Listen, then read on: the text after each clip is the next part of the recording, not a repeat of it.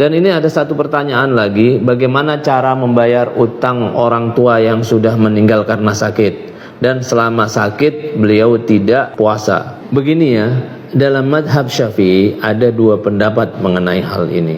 Pendapat pertama, dibayar dengan fidyah.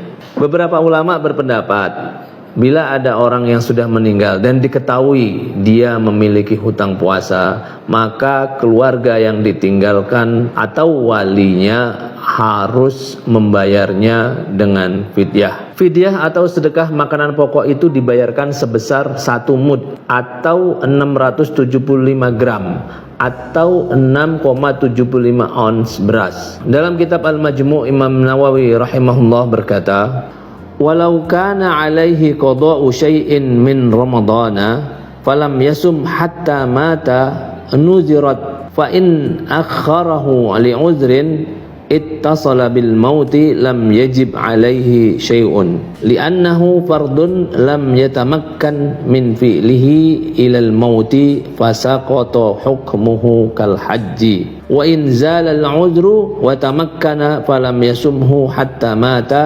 ut'ima anhu likulli miskinin muddun min ta'amin an kulli yaumin. Artinya, andai seseorang masih memiliki utang puasa Ramadan, ia belum sempat melunasinya lantas meninggal dunia, maka perlu dirinci lebih dalam lagi. Jika dia menunda utang puasanya karena ada uzur, lantas ia meninggal dunia sebelum memiliki kesempatan untuk melunasinya, maka dia tidak punya kewajiban apa-apa, karena ini adalah kewajiban yang tidak ada kesempatan untuk melakukannya hingga meninggal dunia. Maka kewajiban itu gugur, sebagaimana haji kewajibannya gugur bila orang meninggal sebelum sempat menunaikannya. Sedangkan jika uzurnya hilang dan masih memiliki kesempatan untuk melunasi namun tidak juga dilunasi sehingga meninggal dunia, maka puasanya dilunasi dengan memberi makan kepada orang miskin, di mana 1 hari tidak puasa diganti dengan memberi makan sejumlah 1 mud. Kitab Al-Majmu' jilid 6 halaman 367.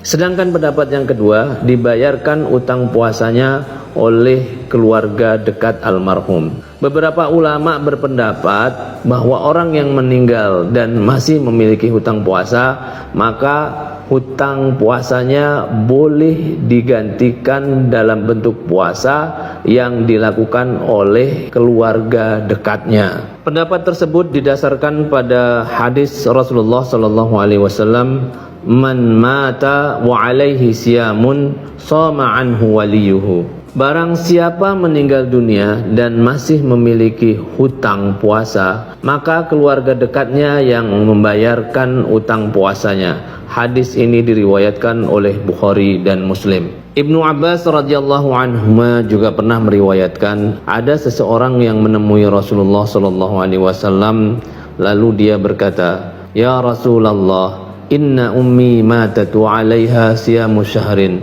afa aqdihi 'anha? Faqala law kana 'ala ummika daynun akunta qadiyahu 'anha? Qala na'am. Qala fadainullahi ahaqqu ay yuqda. Wahai Rasulullah, sesungguhnya ibuku telah meninggal dunia dan beliau masih punya utang puasa selama 1 bulan. Apakah aku harus membayarkan qada puasanya atas nama dirinya? Lantas Rasulullah bertanya, seandainya ibumu punya utang, apakah engkau akan melunasinya? Iya, jawabnya. Maka Rasulullah SAW pun menjawab, hutang kepada Allah itu lebih berhak untuk dilunasi. Hadis riwayat Bukhari dan Muslim. Imam Nawawi rahimahullah mengatakan pendapat yang dipilih oleh madhab Syafi'i adalah pendapat yang pertama, yaitu membayar fidyah sebanyak 1 mud sebagai ganti dari qada puasa orang yang meninggal dunia.